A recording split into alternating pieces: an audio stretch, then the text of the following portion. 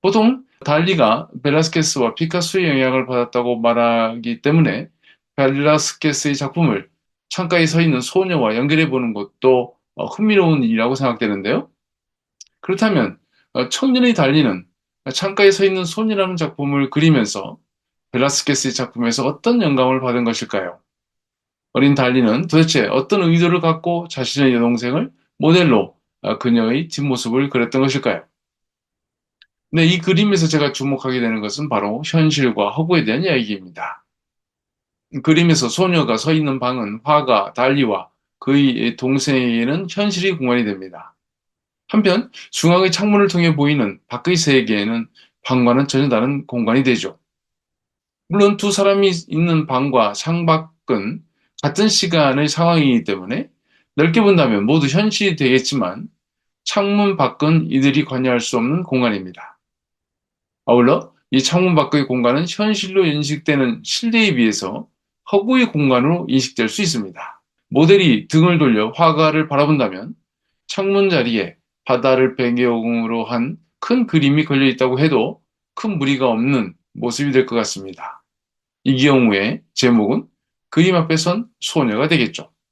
네, 결국 달리의 동생 아나마리아는 현실 공간에 있으면서 허구의 공간을 바라보고 있는 것으로 설명될 수 있겠는데요.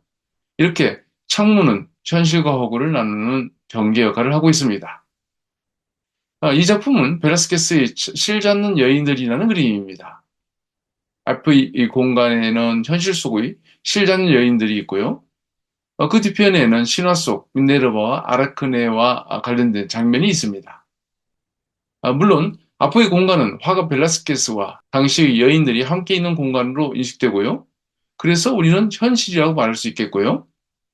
뒤의 공간은 인물들의 의상이나 그림의 내용을 볼 때 현실과는 완전히 구분되는 신화의 시간이자 공간입니다. 말하자면 허구의 상황이겠죠. 이 두 상황을 잇는 주제는 실인데요. 미네르바와 아라크네 간의 대결, 그리고 아라크네의 죽음과 거미로의 변신 이야기는 앞의 현실에 있는 여인들의 실 잡는 모습과 연결되어 있습니다. 현실 뒤 신화 속 사건은 앞에서 달리의 창가에 서 있는 소녀에게서와 유사하게 그림 대신에 테피스트리를 걸어놓는다 해도 전혀 문제가 없게 보이는데요. 화가 벨라스케스는 건물 중앙의 벽을 뚫어서 별개의 두 상황을 마치 같은 시간, 같은 공간으로 만들었다는 게 대단히 인상적입니다. 특히 신화, 즉 허구 속의 여인이 현실의 공간을 응시하는 모습은 전혀 다른 시간과 공간을 연결하는 효과를 내고 있어 매우 흥미롭습니다. 이 작품은 프라도 미술관이 아닌 영국의 내셔널 갤러리에 있는 마르타와 마리아의 집에 있는 그리스도라는 작품입니다. 여기에서도 화가 벨라스케스는 오른쪽의 벽을 뚫어 현실과 허구의 공간을 동시에 보여주면서 연기하고 있는데요.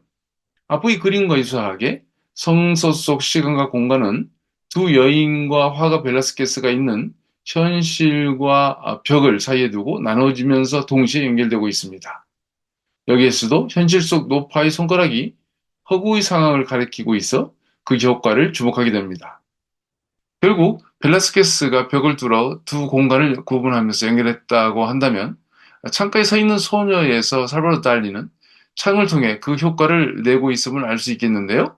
두 작가를 연결해 볼 수 있는 대목이 아닐 수 없습니다.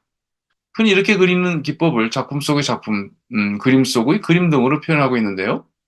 그림뿐 아니라 다른 장르에서도 이 방법을 쓰고 있어서 소설에서 말하는 액자 소설이라는 것과 극에서는 극중극 등도 이와 같은 범주에 들어 있습니다.